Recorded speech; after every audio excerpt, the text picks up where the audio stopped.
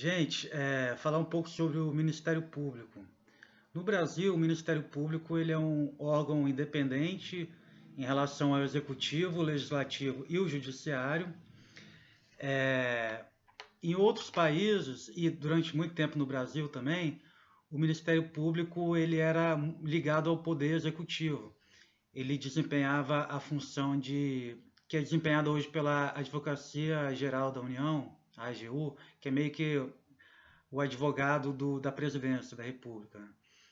No Brasil, essas funções são separadas, então o Ministério Público fica responsável só por processar casos criminais, né? Então, por exemplo, casos de assassinato, de crimes em geral, o Ministério Público é que processa o suspeito, né? E, e também no Brasil foi dado também ao Ministério Público um poder para agir em nome dos direitos difusos, como por exemplo direito ao meio ambiente, direito ao ar puro, é, direito à segurança pública, uma série de direitos que não são exatamente direitos individuais, por exemplo, direito ao ar puro, né? Qual é o pedaço do ar que me corresponde? Não dá para dividir o ar, né?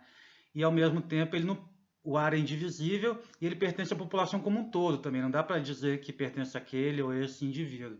Então esses direitos coletivos, esses direitos voltados ao interesse público, eles são protegidos também pelo Ministério Público no Brasil. Quer dizer, é o Ministério Público, por exemplo, eu estava falando da situação uma situação, por exemplo, em que a prefeitura não cumpriu uma lei, por exemplo, que dizia que ela tinha que limpar o rio. Então, geralmente, as pessoas fazem uma denúncia ao Ministério Público, né? E é o Ministério Público que vai representar a população nesse caso.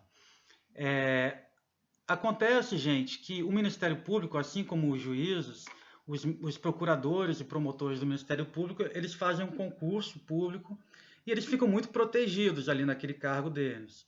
O que é, por um lado, uma coisa boa, né? Porque imagina, você tem um procurador que está investigando corrupção, aí o presidente não gosta, ele podia mudar o procurador, mandar ele lá para uma cidadezinha no interior. Então isso não é possível, tem uma série de prerrogativas legais que protegem os procuradores e promotores. O problema é o seguinte, gente, que às vezes você pode ter um caso que você acha, por exemplo, sua comunidade pode ter uma questão importante que é levar ao Ministério Público, mas o promotor, o procurador pode achar que aquele caso ali não representa o interesse público.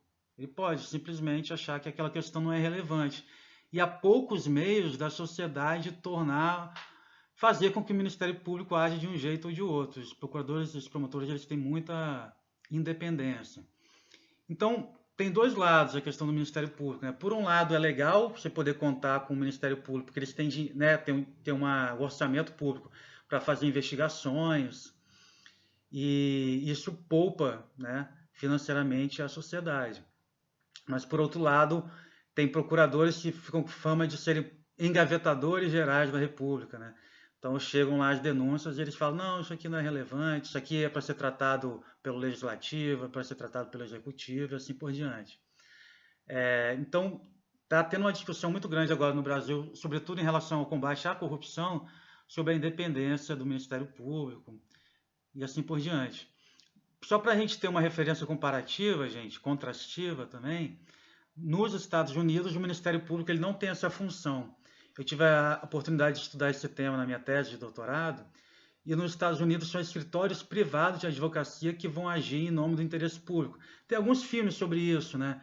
Tem aquele da Erin Brockovich, se eu não me engano, que fala, né, de uma mulher que vai trabalhar numa firma de advocacia e eles vão lutar contra uma empresa que está contaminando a água, se eu não me engano. Então, quer dizer, no caso dos Estados Unidos, você tem que convencer um escritório de advocacia privado que aquele é um caso viável. E mesmo que você não tenha dinheiro, ou a sua comunidade não tenha dinheiro, em casos desse tipo, voltados para o interesse público, o escritório de advocacia pode receber um pagamento, digamos assim, do próprio sistema de justiça, se ele estiver representando o interesse público, né? Então, nos Estados Unidos, você tem esse outro problema. Você tem que convencer um escritório de advocacia privado de que aquele é um caso viável. No Brasil, você tem que convencer o Ministério Público, que é uma elite burocrática super protegida, de que aquele caso é relevante. Ok? Então, o Ministério Público no Brasil ele tem tido um destaque muito grande dessas ações que eu estou chamando de ações que defendem direitos difusos, ou seja, direitos que não pertencem a indivíduos específicos, nem a grupos muito bem delimitados, mas à população como toda, às futuras gerações e assim por diante. O lado negativo disso é que há poucos mecanismos da sociedade tornar os procuradores responsáveis pelo que eles estão fazendo.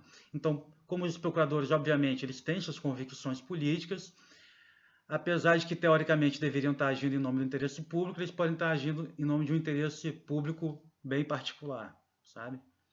Então, abraço para vocês.